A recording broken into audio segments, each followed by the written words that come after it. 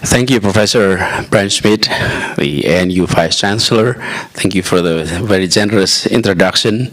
It is indeed a pleasure and an honor for me to get back to Canberra. It's been a while since the last time I visited Canberra. Allow me to mention a few names here. First is Professor Greg Philly, your old friends, and great to see you here again.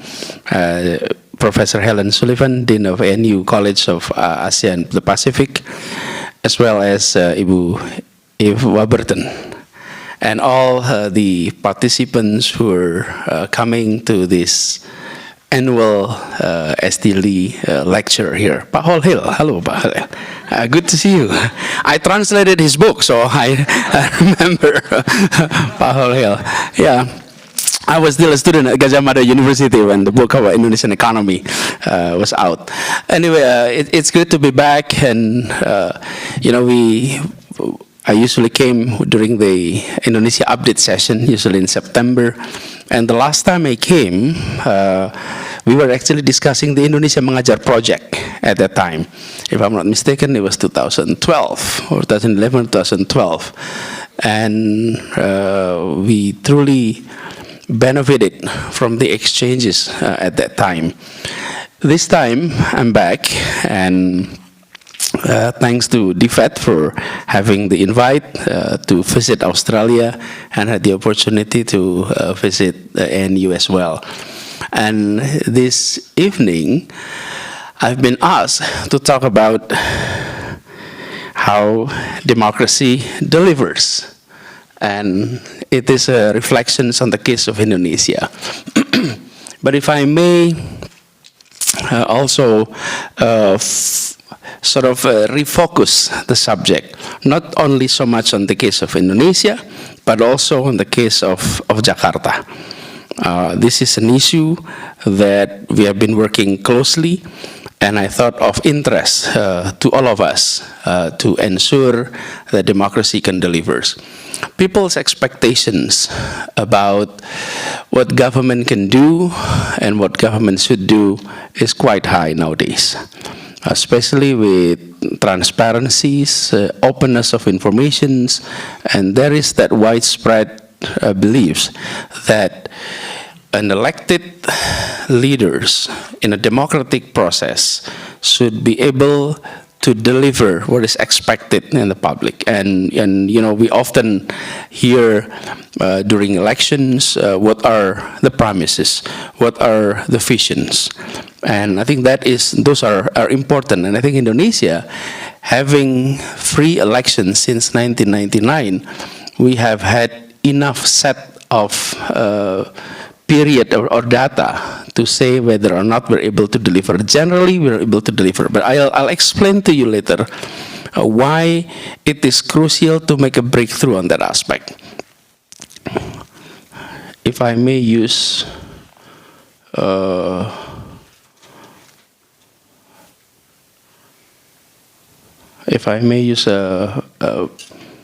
not a PowerPoint, but the Apple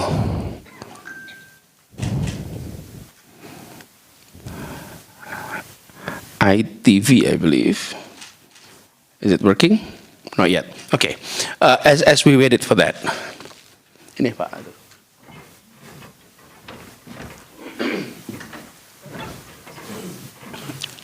Let me give you the context. Why, in the discussions of how democracy delivers, there is two big bodies on this issue. One is bureaucracy that has been there for many, many years, and they have been serving series of leaders, and they have the ability to always adjust to the new leaders who are coming in. And sometimes the bureaucracy have ways to adjust to the newness that is brought in by newly elected leaders. So on the one hand, you have bureaucracy.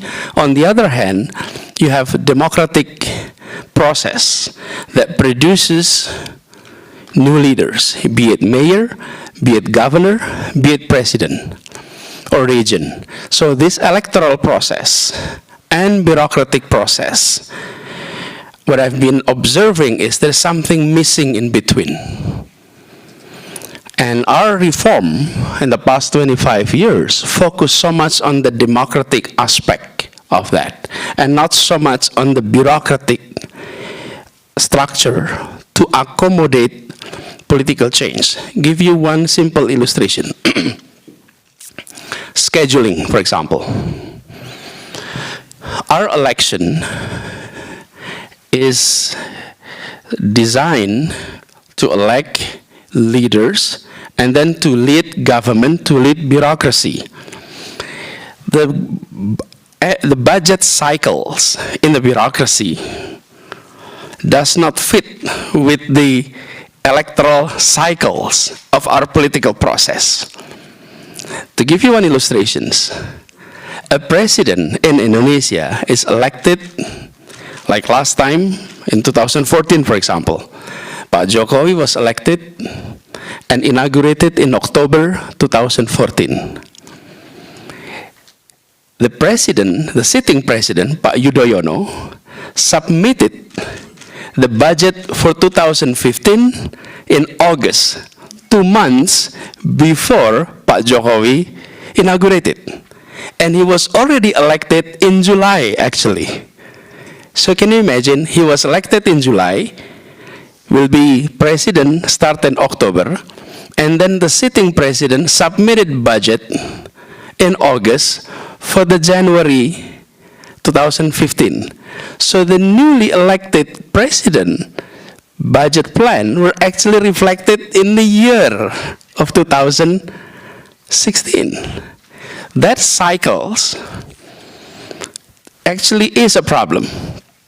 Of course, there is budget APBN perubahan. Apa ya? How do I say this perubahan in English? Revisions. But you can only do so much on that revisions. So this is just one example how our bureaucracy and budget cycles and political process were not designed to link. And you can see similar cases at the local level. Like my case, for example, I was inaugurated in October, same, just few days in terms of difference with the president. And yet, when I started my job, the budget has been in discussion and almost all approved. So I can only start in the following year. So that's one example. The second issue is this. In the bureaucracy, there's only single track, that is career bureaucrats. You entered office, for example, I become governor, I enter office. Everyone who works in the bureaucracy is people who have been working for the previous governors for 20 to 30 years, and they have served numerous governors. They have been doing things the way they like to do for so many years. And you're coming in with idea of change, okay?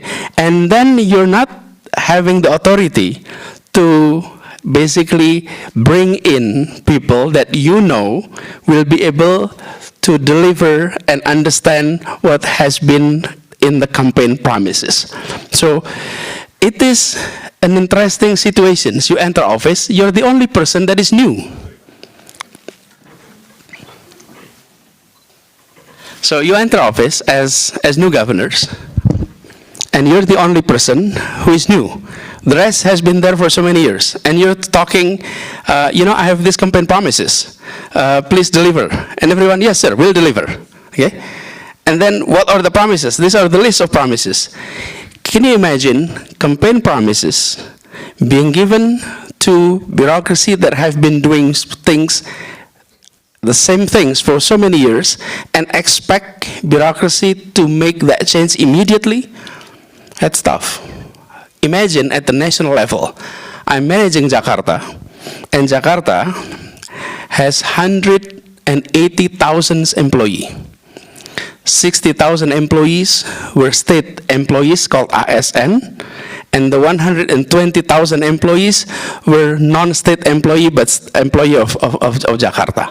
So 180,000. And the budget is around 80 trillion rupiah. So you have that much resources, you have 180,000 people to manage, and you have 11 million populations you have to take care. And then you enter office on your own. You bring in, you think you're going to bring in newness. That is a big challenge. And I can tell you that is being experienced by all locally elected leaders, be it mayors, be it region or governors across Indonesia. Now, allow me to share our experience. How do I deal with this? How do we go about this? So I sort of make this simple equations. There is this electoral process which is happening, and it produced leaders. I had 23 campaign promises, and then I'm facing bureaucracy. I translate it into 75 programs and translate it into 280 activities with a budget of plus minus 80 trillion rupiah. How do we go about this? So I started having comparative assessment. This is done before I started the job. As soon as we won the elections, we established a team called Tim Sinkronisasi, a synchronizing team. Or at the national level, used to be called transition team. What does it do? It translated campaign promises into programs, and those programs translated into activities so that it is something understandably easy by the bureaucracy to adopt. Translating that needs a unit, and it is called Governor's Delivery Unit. Okay, and I think in many countries you have examples of similar to this.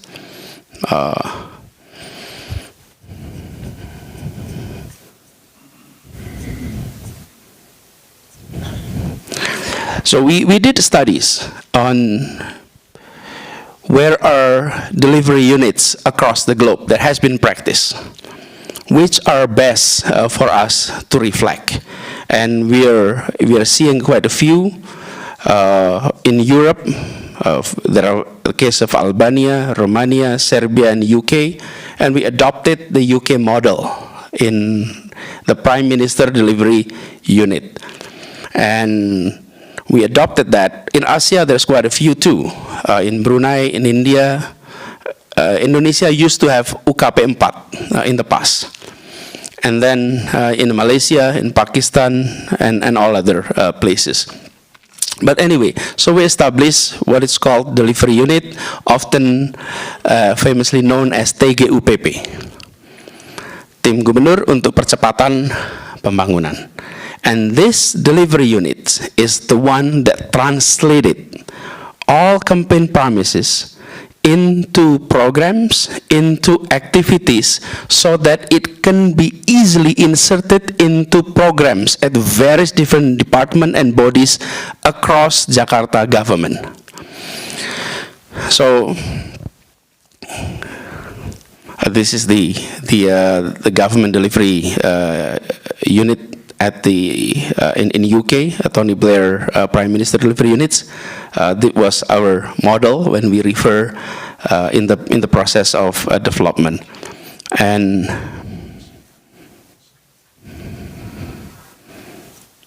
just a minute. There we go. So we are trying to make sure that campaign promises is not forgotten by the leader itself, and not forgotten by the general public, and not gone in the bureaucracy, because the bureaucracy has already had so many existing programs. So we want to make sure it is happening. So the way it works is we translated our promise into perjanjian kerja, performance, key performance indicators, all of them. And everyone in our bureaucracy, the first echelon, second echelon, they're signing a contract with the governors. These are things that you have to deliver. These are things that you have to undertake. And this is the one. This is one example. And we have 78 issues in there. And then these are translated into activities that is being monitored on monthly basis. So every month they're being monitored, and when they, our bureaucrats in Jakarta, when they hear F8K, Form 8K, they know exactly this is a monitoring system established to ensure that the work is delivered. And this is by no means as a sort of a threatening, but it is more like let's do it in a collaborative way. And it is linked to their monthly take-home pay. So you have to deliver. If you don't deliver, there is the reductions in terms of take-home pay. Not salary, because the salary, we cannot adjust the salary. But in Indonesia, you have salary and then you have tunjangan kinerja. The name itself says kinerja, which is performance. So it's performance-based income or bonuses. If you don't deliver, why should the people pay that much? So there is that adjustment needs to be made. And then we built an achievement monitoring tools that we are able to see what percentage of our project or our programs is being completed, how many were not in target, how many were not reporting, and all of that. So this is created in order to make sure that all campaign promises were delivered. And I can provide a testimony to you that so many of us who are in office don't have the tools, don't have the means, don't have the capacity to monitor whether our campaign promises are being delivered or not. And it is an issue in our democracy. If we don't provide this kind of approach, we may be relying simply on creating positive public perceptions about the leadership, but not on truly addressing issues in a technocratic way.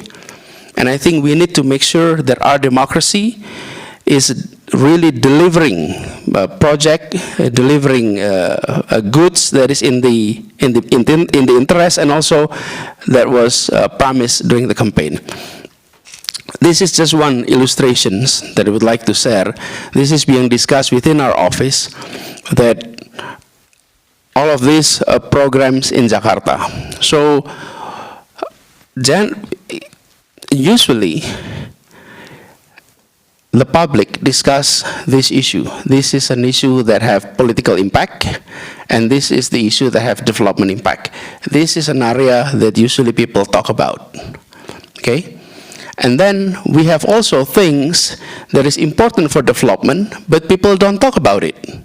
I'll give you example, the reform in educations, the performance managements, the meritocratic system, or the organizational culture, the early educations. These are all important issues for development, but the public is less attention given.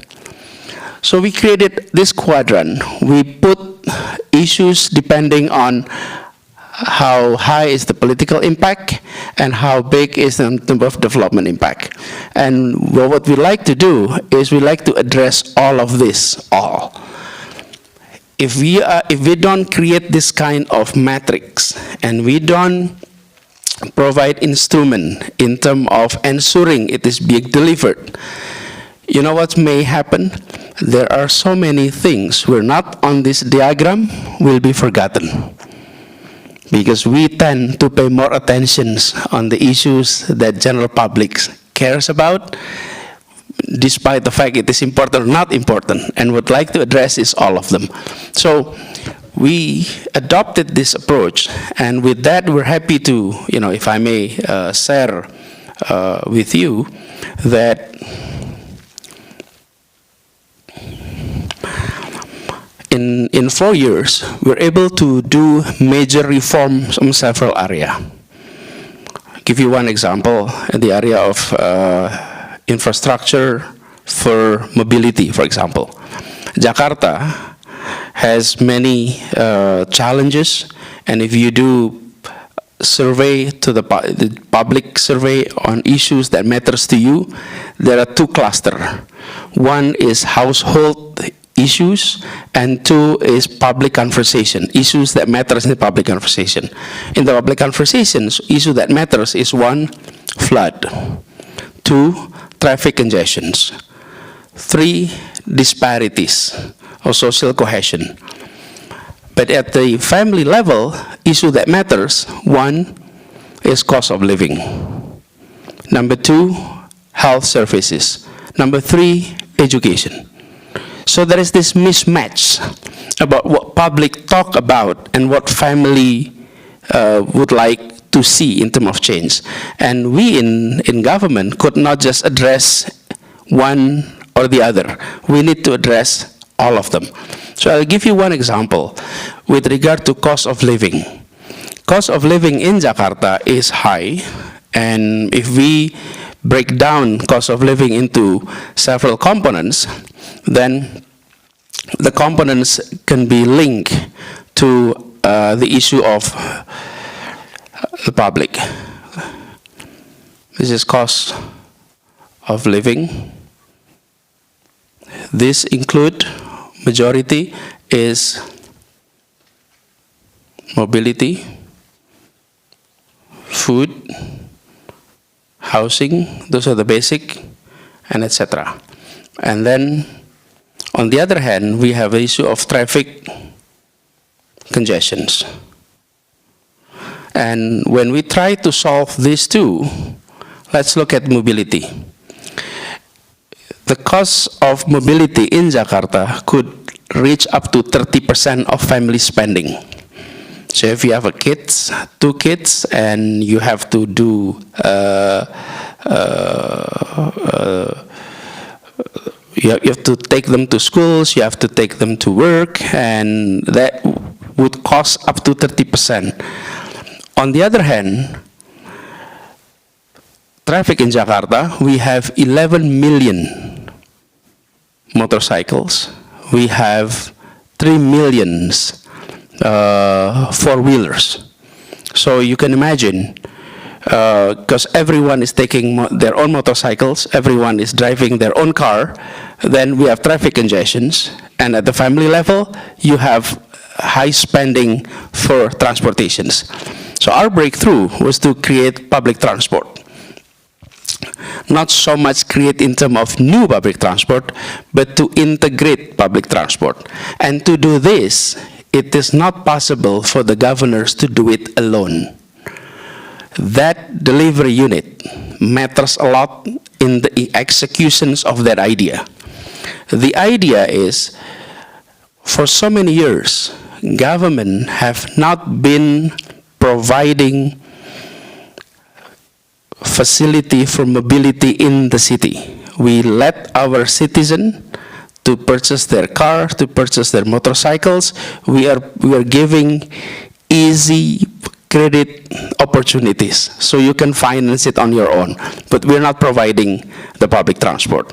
And what we do is we're converting that.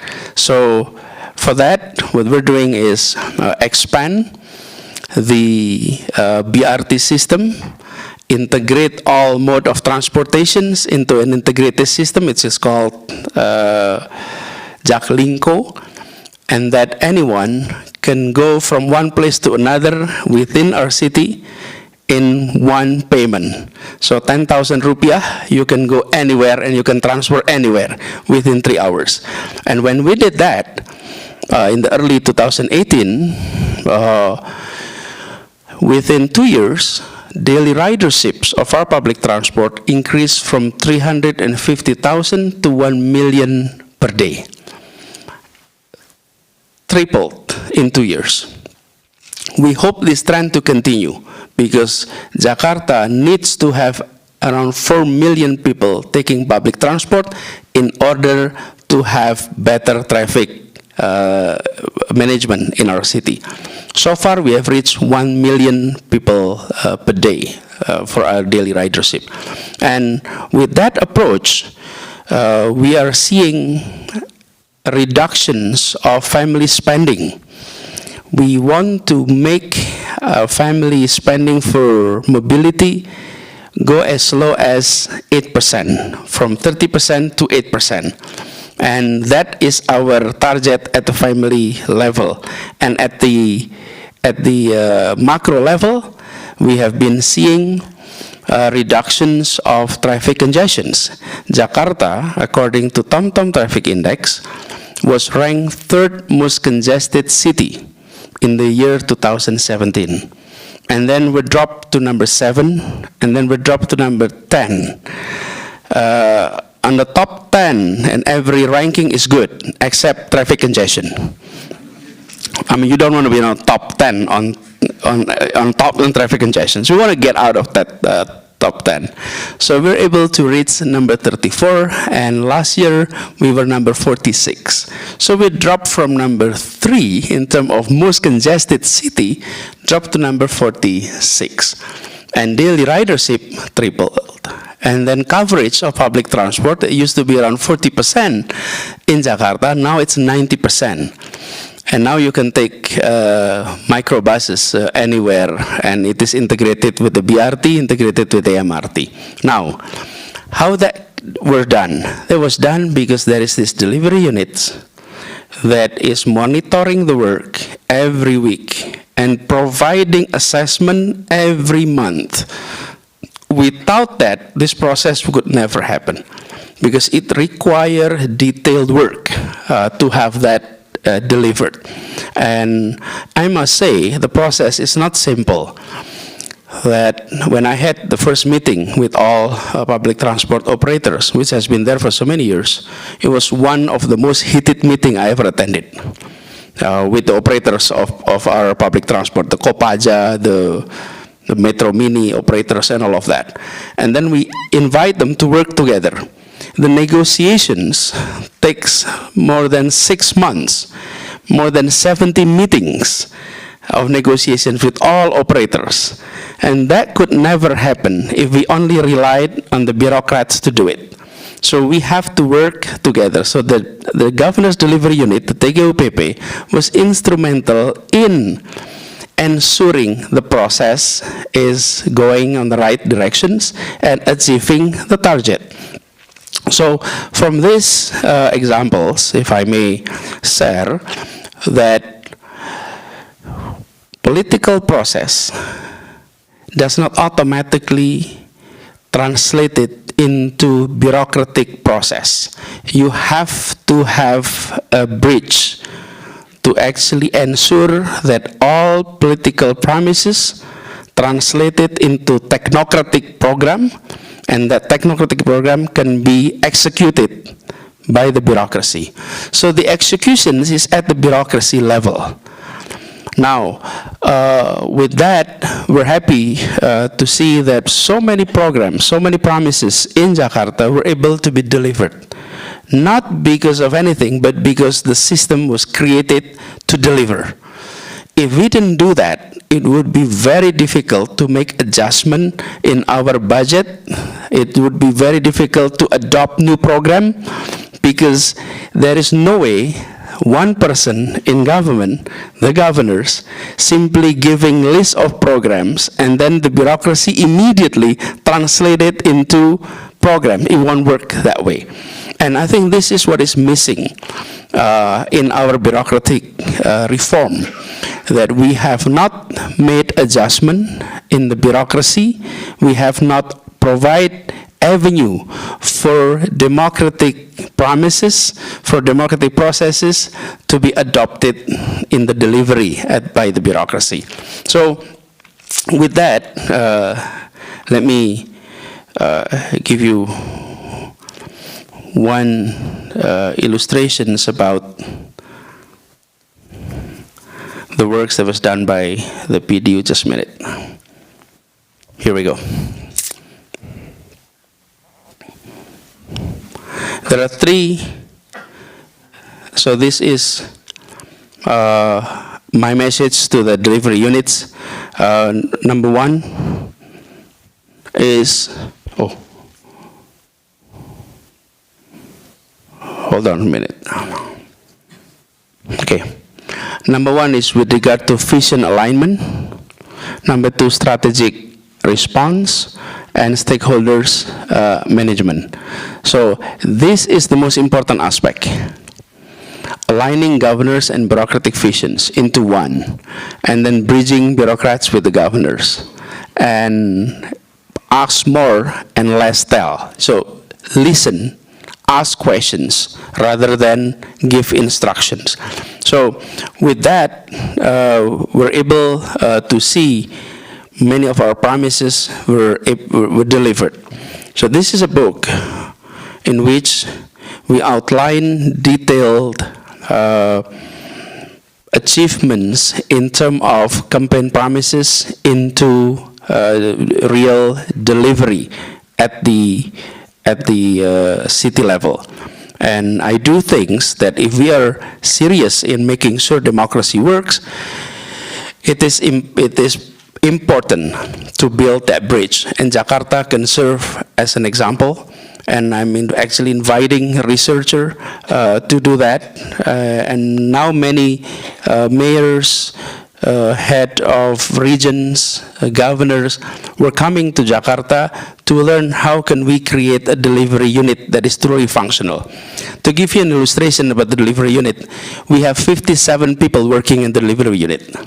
With me is Pak Amin. Pak Amin, you can raise. This is Pak Amin Subakti. He is the chairman of the delivery unit. Previously, he was the deputy director of BRR, the Aceh Reconstruction Project. And then he works as director to state-owned enterprise PLN. And then I recruited him to work. And the design for this delivery units and also the KPI, I recruited someone from PwC, a director that focuses on organizational change, on performance indicators measurement. So we recruited true professionals from PwC to actually work for us and full-time to translate all these campaign promises into measurable project programs. And all these 57 people who are working for us in the government of Jakarta, I can say almost all of them were technocratic oriented. Almost all of them have a professional background, and they could easily get a job in the marketplace. But they decided to work for government for these purposes. And we're happy to see this maybe as a model. So allow me to end it here, and I'm happy to entertain any questions you may have. But again, the idea is, in a country like Indonesia, where the hope for democracy is very high, the expectations for elected officials is very high, if we don't have the means to translate that into bureaucratic process, then promises could be forgotten, and that we will not be able to be counted, to be taken accountable for many of those promises if we don't have the means to translate that into actions. Thank you.